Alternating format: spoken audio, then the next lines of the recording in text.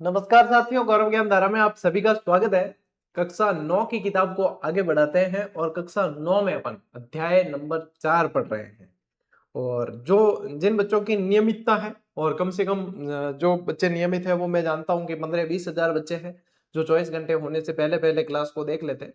तो वो निश्चित रूप से आप बहुत अच्छी अपनी नींव रख रहे हो। और आप लोगों को पता है कि कितनी भी मंजिला इमारत हो, नींव मजबूत हो तो फिर सब कुछ मजबूत है। तो आप इन आरबीएसई की क्लासेस के माध्यम से राजस्थान का कोई भी एग्जाम हो, आपकी नींव मजबूत कर रहे हो और ये होना जरूरी है।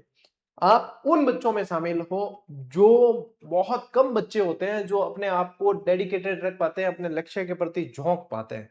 और जो झोंक लेते हैं ना अपने आप को, निश्चित रूप से सफल होते हैं। तो ये मुश्किल कार्य है। क्या है सबसे मुश्किल कार्य? किसी भी चीज के लिए तैयारी करना और नियमित रहना। यदि आप नियमित हो तो अपने आप पे गर्व महसूस कर सकते हो कि हाँ मैं नियमित हूं। ठीक है, क्योंकि मैं भी अपने आप पे गर्व महसूस करता हूं कि हाँ मैं नियमित हूं। तो आपको भी अपने आप पे गर्व महसूस करना चाहिए कि हाँ मैं नियमित हूं। चलो टाबरो, करा शुरू। आज जनजातीय आंदोलन में स्पेशली अपन क्या पढ़ने वाले हैं? कल की क्लास में मैंने आप लोगों को बताया था। आज स्पेशली अपन पढ़ने वाले हैं गोविंद गिरी। क्या पढ़ने वाले हैं? गोविंद गिरी पढ़ने वाले हैं। ठीक है टाबरो, चलिए तो करा शुरू। गोविंद गिरी रिलेटेड, गोविंद गिरी ने भीलों के अंदर सामाजिक सुधार के लिए बहुत सारे प्रयास किए। भीलों के उत्थान में मोस्ट इंपॉर्टेंट रोल निभाया है गोविंद गिरी ने। और भाई साहब, एग्जामिनर के जो जहन में रहता है कि प्रश्न बनाने हैं, वो भी गोविंद गिरी से रिलेटेड बहुत सारे प्रश्न बनते हैं। तो अच्छे से अपन पढ़ेंगे। ठीक है, देखो टालो, सबसे पहले यानी पृष्ठभूमि पढ़ा। और पृष्ठभूमि रे अलावा की मतलब गोविंद गिरी से संबंधित बेसिक चीज है वो देखिए। 20वीं सदी का भील आंदोलन और गोविंद गिरी का परिचय। सबसे पहले क्या पढ़ते हैं? पृष्ठभूमि। 19वीं सदी के अंत तक मेवाड़ की भील समस्या काफी हद तक सुलझ गई थी, लेकिन डूंगरपुर और बांसवाड़ा के भीलों पर कोई विशेष ध्यान नहीं दिया गया था। कल अपन ने जो है पूरा भील आंदोलन पढ़ लिया है कल की क्लास में। 12 पाल में क्या हुआ, ठीक है, रिखब देव के अंदर कैसे समझौता हुआ, किसने हमला किया, किसने जो है नेतृत्व किया, सब कुछ अपन ने पढ़ा। कब कब आंदोलन जो है रुके हैं, फिर वापस तेजी पकड़ी है, ये सारी चीजें अपन ने बहुत अच्छी तरीके से जो है कल की क्लास में पढ़ा है। आज स्पेशली गोविंद गिरी के आसपास ये आंदोलन चलने वाला है। अब देखो आंदोलन का संकनाद। 20वीं सदी के शुरुआती वर्षों में डूंगरपुर और बांसवाड़ा राज्यों में गोविंद गिरी के कुशल नेतृत्व में एक शक्तिशाली भील आंदोलन शुरू हुआ। ठीक है, अब इसका स्वरूप जो है वो देखिए। गोविंद गिरी ने भीलों के उत्थान के लिए सबसे पहले समाज एवं धर्म सुधार आंदोलन शुरू किया, जो आगे चलकर राजनीतिक आर्थिक विद्रोह के रूप में परिवर्तित हो गया। देखो, जनजातियों के अंदर और इसमें भी भीलों के अंदर उस समय बहुत सारी जो है कुरीतियां अंदर व्याप्त थी। और कुरीतियां क्या करती है? समाज को खोखला करती है, समाज को आगे बढ़ने से रोकती है।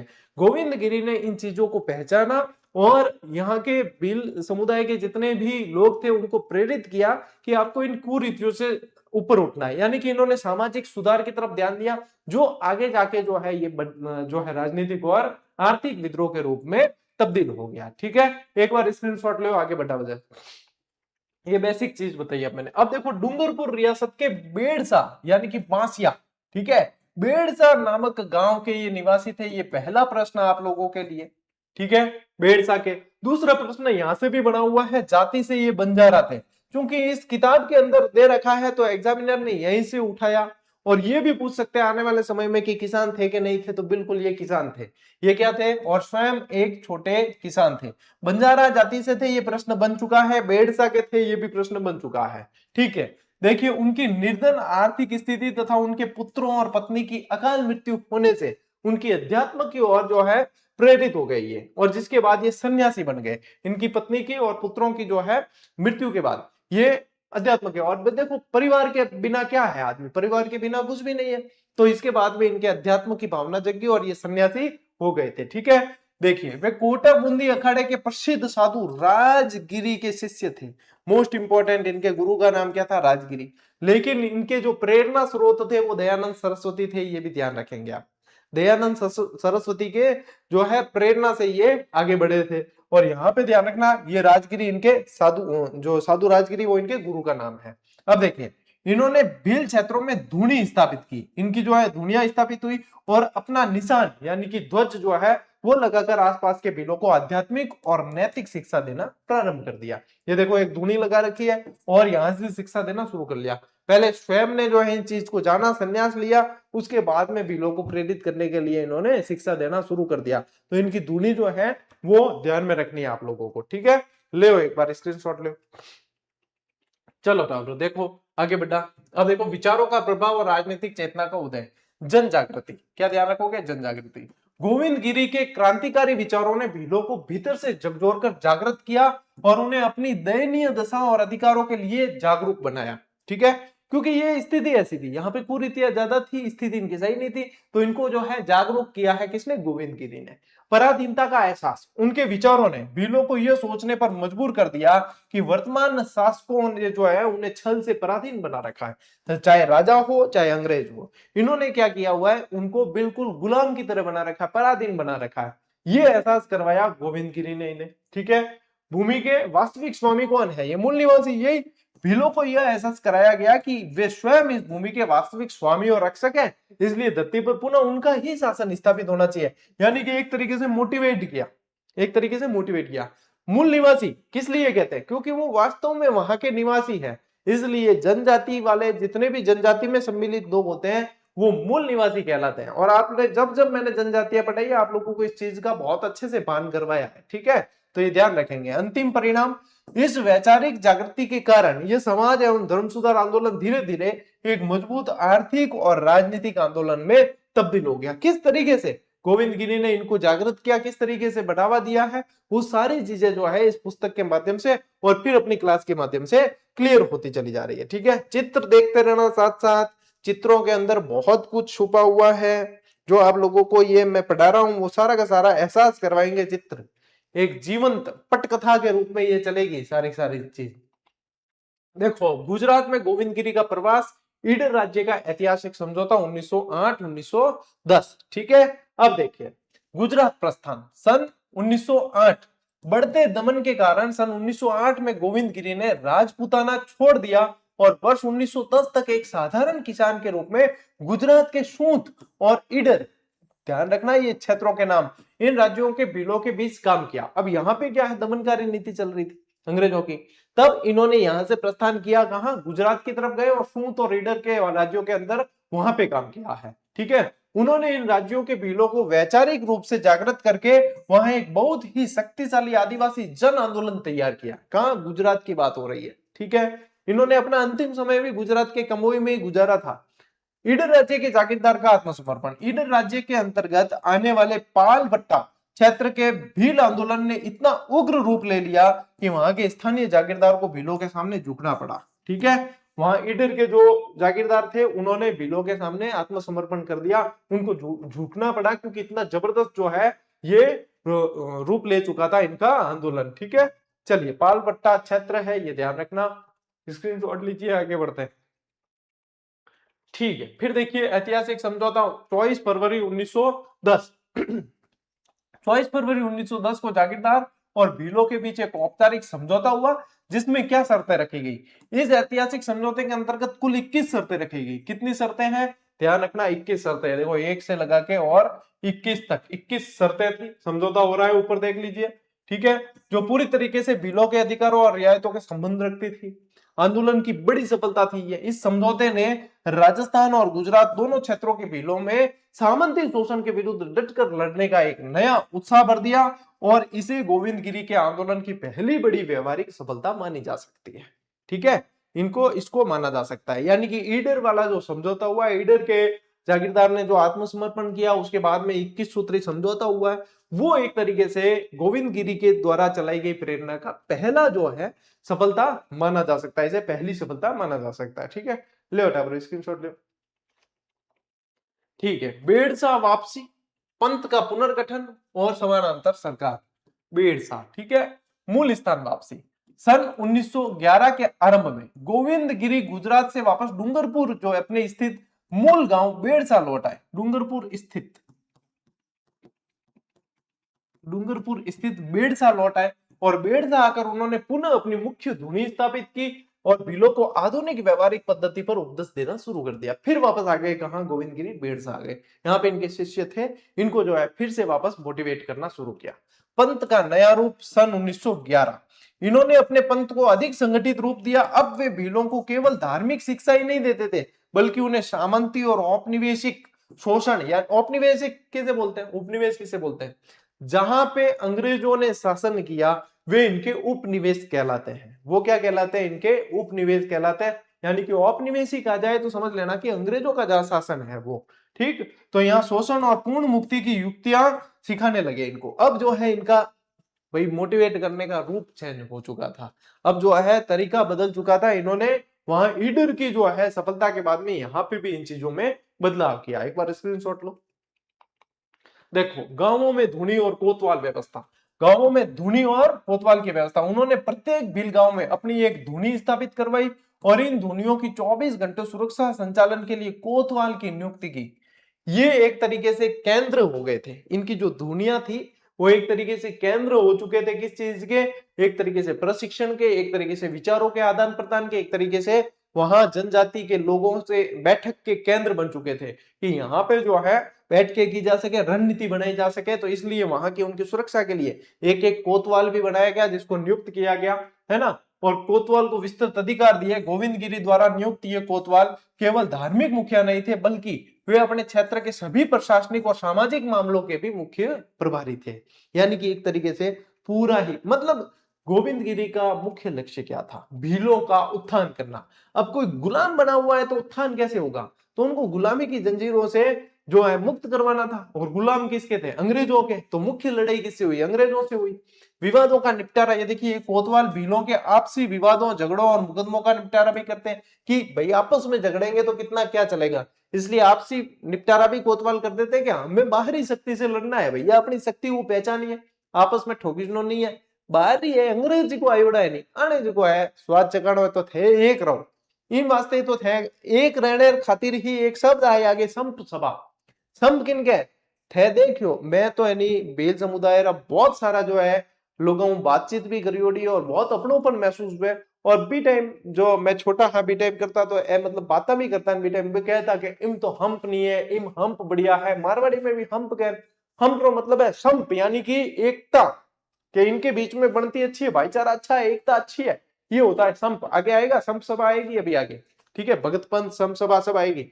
लो स्क्रीनशॉट लो, देखो समानांतर सरकार का संचालन। इस सुदृढ़, ये कर लेना, ये लिखा हुआ है सुदृढ़, सुदृढ़ व्यवस्था के कारण भील क्षेत्रों में परोक्ष रूप से गोविंदगिरी की एक समानांतर सरकार चलने लगी। भाई यहां से इनकी एक तरीके से एक सरकार ही चल रही थी, एक संविधान बन गया इनका पूरा का पूरा, है ना।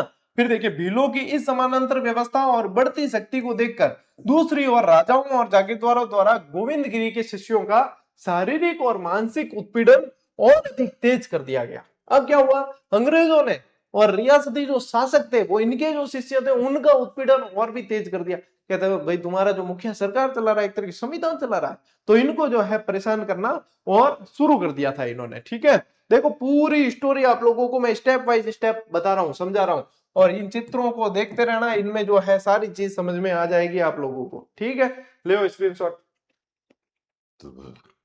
देखो आंदोलन का प्रसार, गोविंदगिरी की गिरफ्तारी और भील राज की योजना।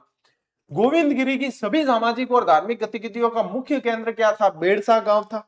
ठीक है, बेड़सा में ईडर, सूंत, बांसवाड़ा, डूंगरपुर राज्यों तथा मुंबई सरकार के अधीन आने वाले पंचमहल और खेड़ा जिलों के भील बड़ी संख्या में जुटने लगे। मोस्ट इंपॉर्टेंट ये लाइन्स है, कहां से भील आए थे पूछा जा सकता है, यूं पूछ सकते हैं कि कहां से नहीं आए या कहां से आए। तो देखो एक बार फिर से, ईडर, सूंत, बांसवाड़ा, डूंगरपुर और बंबई सरकार के अंदर आते थे पंचमहल और खेड़ा। ठीक है, पंचमहल और खेड़ा थे गुजरात के अंदर के खेड़ा और ये, लेकिन उस समय बंबई सरकार के अधीन आ जाते थे। ठीक है, और जो ईडर और सूंत है वो गुजरात के अंतर्गत ही थे, बांसवाड़ा और डूंगरपुर राजस्थान के अंतर्गत। देखिए इस जन आंदोलन का व्यापक प्रभाव संपूर्ण दक्षिणी राजस्थान के राज्यों और गुजरात के भील क्षेत्रों तक पूरी तरह फैल गया था। ठीक है, गुजरात के भील क्षेत्र, राजस्थान के और मुंबई सरकार के अधीन आ रहे थे, वहां तक ये चीजें पूरी तरीके से अब फैल चुकी थी। ठीक है भाई साहब, ले स्क्रीनशॉट लियो एक बार। आगे बढ़ते हैं। प्रथम गिरफ्तारी अप्रैल 1913, अप्रैल 1913 की बात है। गोविंदगिरी के बढ़ते प्रभाव से डरी डूंगरपुर जो पुलिस है उसने अप्रैल 1913 में उन्हें गिरफ्तार कर लिया। पुलिस वाले डर गए थे, गोविंदगिरी को गिरफ्तार किया। अब यहाँ पे आप लोग देखो कि चित्र थोड़े सी रंगीन हुए, है ना। मैंने थोड़ा सा फिर और एक्सपेरिमेंट किया मैं कि थोड़ा सा चित्रों में और जान डाली जाए, तो यहाँ पे और भी देखो अब यूं बिल्कुल नहीं लगे कि अरे यार जबरदस्त मजा आ गया। जय मेरे आ स्लाइड तैयार हुई तो मुझे खुद नहीं आनंद आया कि हा अब लगा कि हाँ आनंद आया। तो फिर नेक्स्ट क्लास की स्लाइड है वो मैंने ज्यादातर जो है इस तरीके से बनाने की कोशिश की है कि चित्रों में भी जान डाल दी जाए, ठीक है। क्योंकि देखो अंबुजा सीमेंट तो नहीं है अपने पास में, लेकिन अपने पास में वो कंटेंट है कि ये जान डालने वाला कंटेंट है। कहते हैं ना अंबुजा सीमेंट में जान है, कह सको सीजीडी के कंटेंट में जान है, ठीक है, या कह सको। पुलिस ने उनका सारा सामान जब्त कर लिया और उन्हें अपना धार्मिक पंथ छोड़ने के लिए गंभीर रूप से धमकाया। देखो ले गए यहाँ पे, है ना, यहाँ पे ले जाके और देखो धमका रहा है पुलिस वाला कि ये जो है आपको ये गतिविधियां छोड़नी पड़ेगी, ऐसा कर देंगे वैसे कर देंगे। गोविंदगिरी को किस चीज का डर है? जिसने अपना परिवार ही खो दिया तो वो क्या है डर? सन्यासी को कैसा डर है? कोई डर नहीं। देखो भीलराज की योजना, सामंती और औपनिवेशिक सत्ता के इस क्रूर और शोषक व्यवहार ने गोविंदगिरी और उनके शिष्यों को इस गुलामी से पूरी तरह मुक्ति पाने के लिए भीलराज की स्थापना की गुप्त योजना बनाने की ओर प्रेरित किया। अब गोविंदगिरी को लगा भाई साहब अब कौन छड़ा के मना धमकावा है, ठीक है। यानी कि अब जो है इन्होंने बुलाए अपने शिष्यों को और अब के अब अपना भील राज्य स्थापित होगा, ठीक है। बहुत हुआ सम्मान, अब तो होगा आमने सामने। तो फिर ये वाली चीज जो है ये भील राज की इन्होंने योजना बनानी शुरू कर दी। ले स्क्रीनशॉट।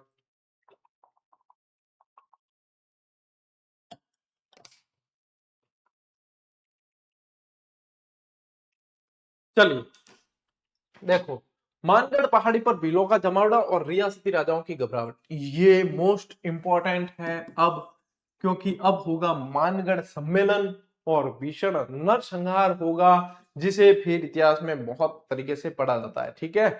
यहाँ पे देखिए मानगढ़ आगमन अक्टूबर 1913 की बात है। गोविंदगिरी अक्टूबर 1913 में मानगढ़ पहाड़ी पर पहुंचे और भीलों को वहां एकत्र होने के लिए अपने गुप्त संदेशवाहक दूत चारों तरफ भेजे। अब जो है संदेश वाहक चारों तरफ क्या है, मानगढ़ के अंदर भाई साहब कुछ बड़ा होने वाला है। बांसवाड़ा डूंगरपुर के अंदर रहे थे, बांसवाड़ा के अंदर मानगढ़ आता है और वहां पे जो है गुप्त संदेश वाहक चारों तरफ जाने लगे कि अब वहां पे भाई साहब अपने को इकट्ठा होना है। धीरे धीरे भारी संख्या में भील मानगढ़ पहाड़ी पर जुटने लगे और अपने साथ पर्याप्त मात्रा में राशन पानी और सुरक्षा के लिए हथियार भी ला रहे थे।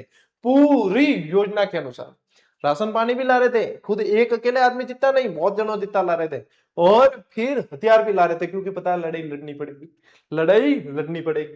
राजाओं की घबराहट देखिए, भीलों की इन बड़ी बड़ी हुई गतिविधियों से सूत, बांसवाड़ा और डूंगरपुर और ईडर राज्यों के राजाओं को पूरी तरीके से चौकन्ना और भयभीत कर दिया था, डरे हुए थे। अब देखो एक्सप्रेशन देख सको थे राजा और दिखे खान दिखे बिल्कुल डरियोड़ा, अब क्या करा रहे, अब तो अपनी बकरी डिब्बे में आ गई यहाँ करता। अंग्रेजों से सैन्य गुहार लगाई। इन सभी देशी राजाओं ने शासकों ने अपने अपने संबंधित अंग्रेज अधिकारियों से पत्र व्यवहार कर मानगढ़ पहाड़ी पर जुट रहे भीलों के इस जमावड़े और युद्ध की तैयारी कर रही पालों को तुरंत कुचलने के लिए लिखित प्रार्थना की। प्रार्थना किसने की?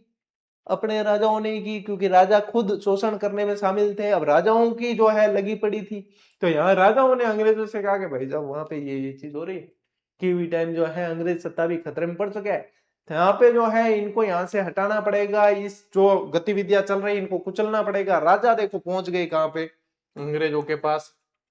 यहाँ पे ये डरे सहमे हुए। अब देखिए आगे क्या होता है, लीजिए स्क्रीनशॉट। देखिए ब्रिटिश फौजों का घेराव और विफल वार्ताएं, 6 से 17 नवंबर तक ये घटनाएं चली है, ठीक है। सैन्य टुकड़ियों का पहुंचना 6 से 10 नवंबर 1913। मानगढ़ पहाड़ी पर भीलों के जमावड़े को बलपूर्वक हटाने के लिए ब्रिटिश फौज ने निम्नलिखित टुकड़ियां वहां पहुंची है।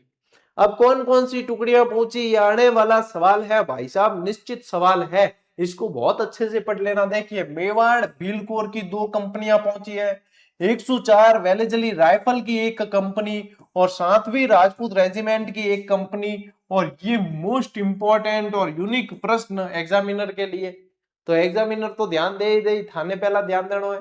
कौन कौन पहुंची है? एमबीसी यानी मेवाड़ भील कोर, इनकी 2 कंपनियां हैं, 104 वेलेस्ली राइफल की एक है, 7वीं राजपूत रेजिमेंट की एक कंपनी है। ये सेनाएं वहां पे अंग्रेजों की पहुंच चुकी थी। सेना के पहुंचने के बाद भीलों और अंग्रेज अधिकारियों के बीच कुछ दौर की बातचीत हुई, वार्ताएं चली है, ठीक है। लेकिन भील अपनी मांगों पर अड़े रहे और वार्ताएं पूरी तरह विफल रही। यह एक्साइटमेंट हो रही है कि मैं अब अगली जो है स्लाइड पे क्या होगा, मतलब पूरा पिक्चराइज हो रहा है ये चीज, है ना, पिक्चराइजेशन है।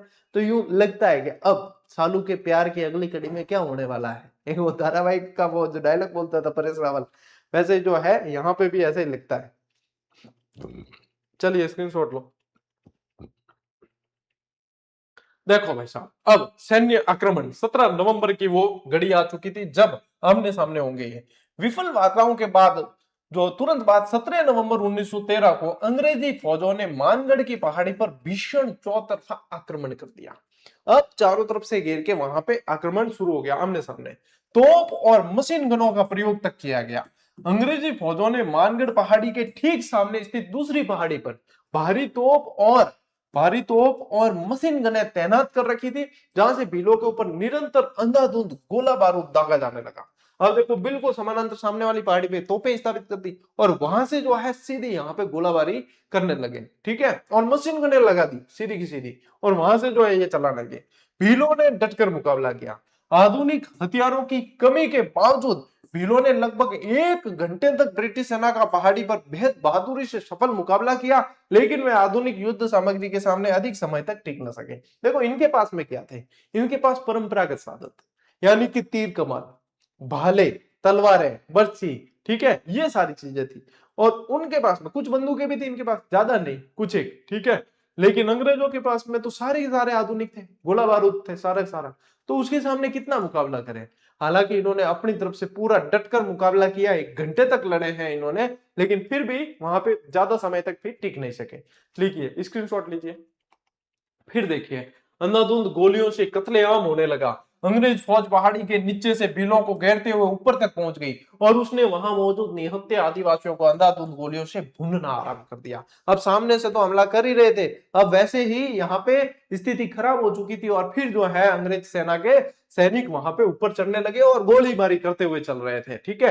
गोलियों की बौछार से भील समुदाय में भारी भगदड़ मच गई। कुछ ही समय में विवश होकर भीलों ने पहाड़ी पर आत्मसमर्पण कर दिया। अब इनके पास में और कोई रास्ता बचा नहीं था, ठीक है, चारों तरफ से गिर चुके थे, अत्याधुनिक हथियार थे उनके पास में, तो फिर मजबूरन जो है इनको आत्मसमर्पण करना पड़ा, ठीक है। आत्मसमर्पण कर देने के उपरांत भी ब्रिटिश सेना की क्रूरता देखी कि आदिवासियों का कत्लेआम जारी रखा। इन्होंने सरेंडर कर दिया था, आत्मसमर्पण कर दिया, लेकिन इनकी क्रूरता इतनी थी कि इनको आदेश मिले थे कि कत्लेआम को जारी ही रखना है, इनको मारना ही है, कोई समझौता नहीं करना। तब जो है आत्मसमर्पण के बावजूद ये कत्लेआम जारी रखा गया। इतना भीषण कत्लेआम हुआ मानगढ़ की उस पहाड़ी पे उस समय।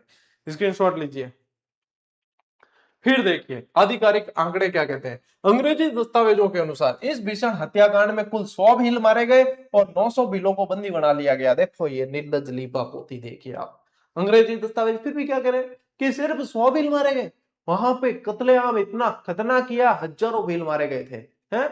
और फिर भी यहाँ पे आंकड़ा क्या दिया है कि सिर्फ 100 भील मारे गए और 900 को बंदी बनाया है। और स्थानीय और अन्य ऐतिहासिक साक्ष्यों के अनुसार लगभग 1500 भील पहाड़ी पर शहीद हुए थे और इसे राजस्थान का जलियांवाला बाग हत्याकांड के नाम से जाना जाता है। मोस्ट इंपॉर्टेंट है, ठीक है। 1500 भील उस समय शहीद हुए, बाद में घायलों में से और मरने वालों की संख्या बढ़ जाती है, लेकिन यहाँ पे अंग्रेज क्या कहते हैं, 100 भील मरे गए। शीर्ष नेताओं की गिरफ्तारी हुई। इस दमनकारी सैनिक कार्रवाई के अंत में मुख्य जननायक गोविंद गिरी और उनके प्रमुख सहयोगी पूंजिया यानी कि पूंजा भील, इनको क्या कहा जाता है, पूंजिया यानी पूंजा भील, ठीक है, इनके प्रमुख शिष्य थे गोविंद गिरी के। पूंजा भील की भी गिरफ्तारी हुई। ब्रिटिश पुलिस द्वारा इन्हें बंदी बना लिया गया, ठीक है, ब्रिटिश पुलिस द्वारा बंदी बना दिया गया। देखिए आगे बढ़ते हैं। फिर देखिए भील आंदोलन की स्थिति और गोविंद गिरी की लोकप्रियता देखिए। मानगढ़ धाम की घटना के बाद भील आंदोलन को बलपूर्वक कुचल दिया गया। आंदोलन कुचले जाने के बाद भी भील शांत नहीं हुए और अपने गुरु गोविंद गिरी की गिरफ्तारी को लेकर लगातार आंदोलित थे, आक्रोशित थे, यानी कि फिर भी ये इनको छुड़ाना चाहते थे। यहाँ पे जो है ये फिर भी लगभग लगातार जो है आंदोलन में एक तरीके से सक्रिय रहे। गोविंद गिरी भील समाज के अत्यधिक लोकप्रिय थे क्योंकि उन्होंने भीलों को संगठित किया था और उन्हें समाज की अनेक कुरीतियों और बुराइयों से मुक्ति दिलाई थी, इसलिए इनका प्रभाव बहुत ज्यादा था भीलों के अंदर। इन्होंने भीलों के उत्थान के लिए काम किया था, इसलिए यहाँ पे प्रभाव इनका बहुत अधिक था। ठीक है, स्क्रीनशॉट ले उठा ब्रो। देखो ये अपने जो है ये रिपीट है स्लाइड, ठीक है। और यहाँ पे अच्छा यहाँ पे आते हैं अपन, ये दो स्लाइड जो है यहाँ पे रिपीट है। देखिए सरकारी निगरानी, जेल से छूटने के बाद भी ब्रिटिश सरकार उन पर 24 घंटे कड़ी नजर रखती थी। किस पे? गोविंद गिरी पे 24 घंटे जेल से छोड़ देने के बाद भी कड़ी नजर रखी जा रही थी। और ये सरकारी पाबंदियों के कारण अहमदाबाद संभाग के अंतर्गत आने वाले पंचमहल जिले के झालोद नामक स्थान से स्थायी रूप से यहाँ पे गोविंद गिरी रहने लगे थे। ये मोस्ट इंपॉर्टेंट है और यहीं से एक प्रश्न हाल ही में एग्जाम में बना भी है ना। यहाँ पे ये पंचमहल वाले जो है ये ध्यान रखनी है आपको, पंचमहल के झालोद नामक स्थान पे। और अंतिम रूप से इन्होंने जो है अपना जीवन बिताया वो कंबोई गुजरात के अंदर। ठीक है, भक्तों का जमावड़ा देखिए, झालोद गांव में रहने के बावजूद उनकी आध्यात्मिक शक्ति कम नहीं हुई और देश के सभी भील क्षेत्रों में उनके अनुयायी जो है उनके दर्शन करने और उनके प्रवचन सुनने के लिए निरंतर वहां पहुंचते थे। इन्होंने भगत आंदोलन चलाया था, ये ध्यान रखना, इन्होंने भगत आंदोलन चलाया था। स्क्रीनशॉट ले लो। गोविंद गिरी के बारे में आप लोगों के इतना ही दे रखा है कक्षा 9 की किताब के अंदर। तो अपन ने बहुत अच्छी तरीके से पूरी डिटेल पढ़ी है। मानगढ़ हत्याकांड की डेट ध्यान रखें, पूरी प्रक्रिया अपन ने पढ़ी है। वहां पे कौन कौन सी जो है कंपनियां मौजूद थी अंग्रेजों की तरफ से, वो ध्यान रखना है। और सारी चीजें आ गई है आप लोगों के सामने। ठीक है, कि गोविंद गिरी से रिलेटेड आपको भील आंदोलन से संबंधित जो भी चीजें पूछी जा सकती है। अब इस क्लास को मैंने वो मोतीलाल तेजावत वाली क्लास से सेपरेट रखा है, क्योंकि मोतीलाल तेजावत वाली क्लास के अंदर भी आप लोगों को काफी सारी डिटेल पढ़नी है कक्षा 9 के अंदर से देखे तो। ठीक है, ये मेरे पास हमेशा इस टेबल पे जो है ये किताब रहती है आपके कक्षा 9 वाली। तो अब अपने गोविंद गिरी से संबंधित जो है, ठीक है ना, हाँ यहीं तक है आपके कि ये जो है भगत वहां पे पहुंचने लगे। उसके बाद में अपने उदयपुर राज्य में मोतीलाल तेजावत के नेतृत्व में आंदोलन, और उसके बाद में है फिर मीणा विद्रोह। उसके बाद में मीणा विद्रोह है। तो ये मानगढ़ पहाड़ी वाला है ये पूरी तरीके से। अब देखोगे तो ऐसे दे रखा है, देखो कंटिन्यू, कैसे दे रखा है, कंटिन्यू दे रखा है। यहाँ पे ये मानगढ़ धाम और यहाँ पे इनका स्मारक बना हुआ है वो बता रखा है। और अपन ने किस तरीके से पढ़ा, अपन ने पढ़ा है जब बिल्कुल आपको लगता है कि अच्छा इस तरीके से दे रखा होगा, नहीं, आप इस किताब को यदि मूल किताब को पढ़ के देखोगे तो लगेगा कि अच्छा, फिर पता चलेगा आपको कि इन क्लास के पीछे, स्लाइड्स के पीछे कितनी मेहनत की गई है। इसीलिए मैं टेलीग्राम पे एक संदेश डाल के बताया भी था कि इसके पीछे बहुत मेहनत की जा रही है। इन क्लासेस में किसी तरह की आप कोताही नहीं बरतेंगे और बहुत अच्छी तरीके से इन्हें याद करेंगे। यदि आप कोताही बरतने लग गए तो मान लीजिए कि वहीं से आप पिछड़ना शुरू हो जाते हैं, और मैं नहीं चाहता कि आप किसी भी कंडीशन में पिछड़े। तो इसलिए नियमितता बना के रखना। आज की इस क्लास को यहीं पे पूरा करते हैं। अब अगले सप्ताह सोमवार की क्लास में अपन मिलने वाले हैं मोतीलाल तेजावत जी के साथ में। तब तक के लिए आप लोगों को नमस्कार, राम राम, जय हिंद।